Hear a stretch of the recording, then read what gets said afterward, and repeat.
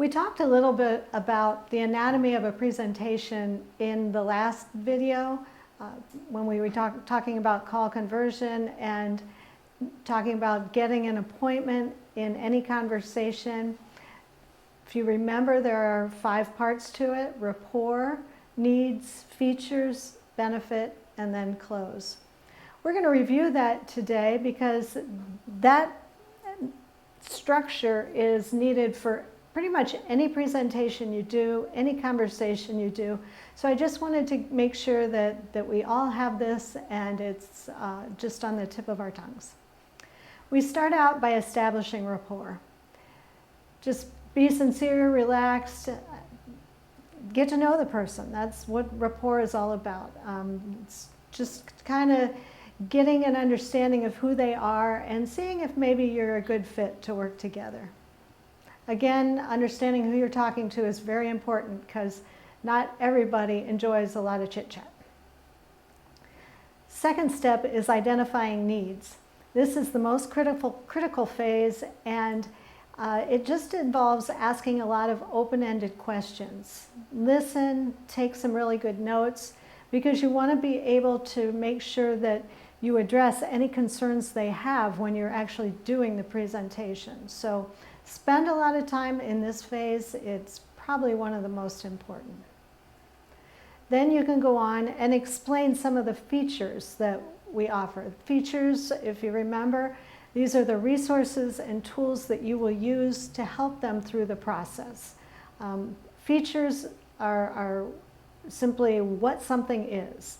The MLS is an example of the feature. Then you'll go into explaining benefits. How will these features, how are these tools and resources, how will they benefit them? What's the advantage to them? Why should they even care about it? So the feature is what it does. The benefit is what, excuse me, I have that backwards. The feature is what it is. The benefit is what it does. So just remember that. Make sure you're not just spouting off a bunch of things that have no relationship to what they want to accomplish. And then finally, you're going to close. And the close shouldn't be anything dramatic or manipulative. It should simply be an ask. You know, are they ready to get started? Can we do business together? Is this, you're ready to move ahead? Are we good here? All those kinds of things. Dennis's favorite close is to say simply, do you have any other questions? So those are the 5 steps. I want to talk for a minute about what happens if you skip one of these steps. If rapport is skipped, it can just be awkward. It can feel just like a sales presentation.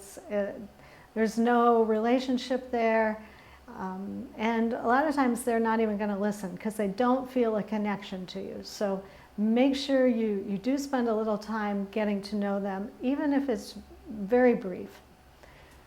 If you skip the needs portion, the whole presentation really will go south quickly because you don't know what they're looking for, what they are trying to accomplish.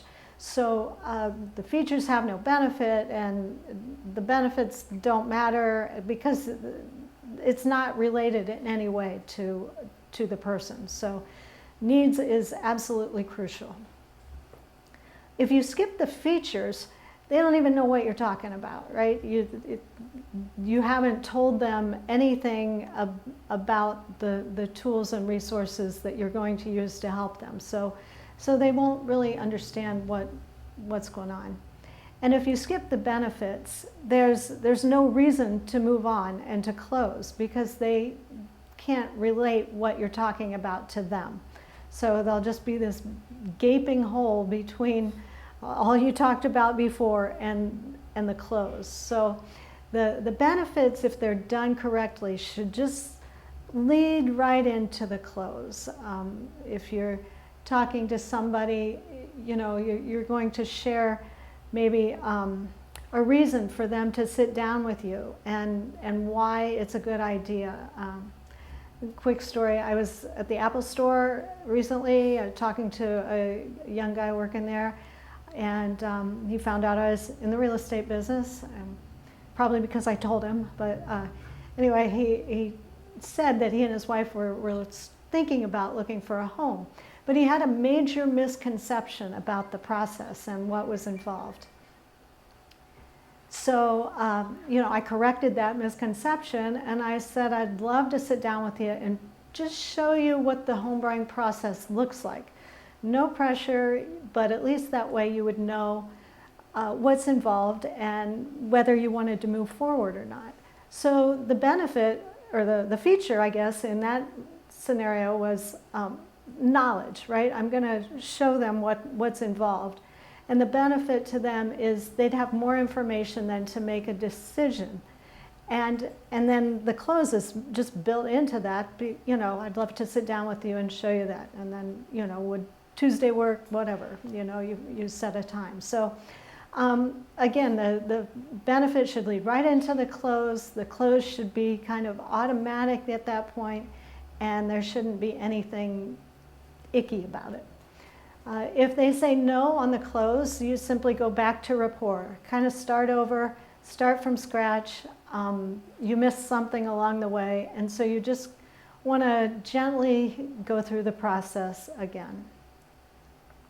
So I've created a process timeline for you to just get a feel for how this whole thing works.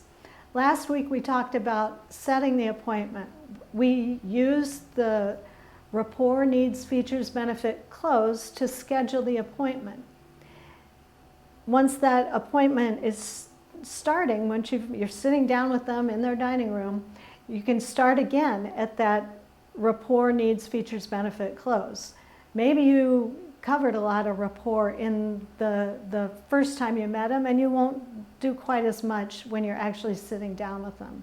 But start from scratch, make sure you know what they're trying to accomplish, and then you can move forward.